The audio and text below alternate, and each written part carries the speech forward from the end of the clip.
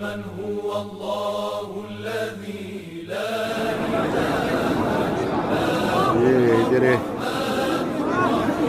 يجري الصبح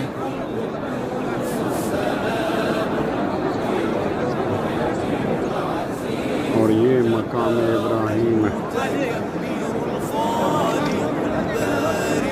मकाम इब्राहिम